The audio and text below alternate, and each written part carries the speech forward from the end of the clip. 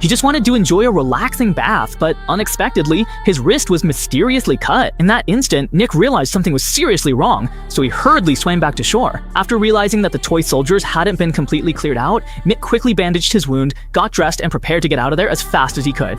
Little did he know, just as he stepped into the elevator, a toy commando slipped in right behind him.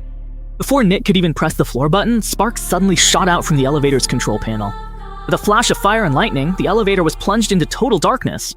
The next second, a toy commando jumped into the elevator. Seeing this, Nick instantly went on high alert, but before he could react, a sharp pain suddenly shot through his foot, and the next second, his wrist was sloshed as well. By the faint light, Nick suddenly caught a glimpse of the toy commando standing on the control panel, staring intently at him. At this moment, Nick also realized that this toy commando was not easy to deal with at all.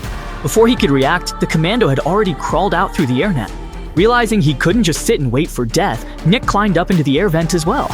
Just as he was thinking about how to get down, an explosion suddenly went off under his foot. It was a landmine the toy commando had planted in advance. While Nick was howling in pain, he looked up and saw the toy commando already above him, holding a dagger in his hand. Seeing that another elevator was about to come down, Nick quickly rolled over onto it and then dropped into the elevator. At this point, Nick tried to press the elevator button to escape, not realizing that the toy commando was already in hot pursuit. In the next second, the commando climbed onto his chest and started attacking Nick like crazy. Furious, Nick grabbed him and flung him away. Seeing that the elevator doors were about to close, Nick immediately dropped to the floor and pretended to be dead. But the toy commando wasn't fooled at all. He raised his gun, ready to deliver a fatal blow.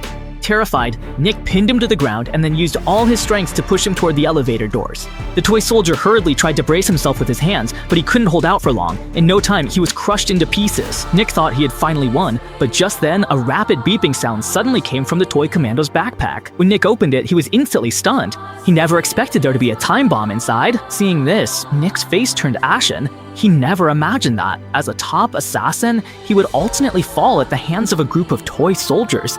And with that, the film comes to an end.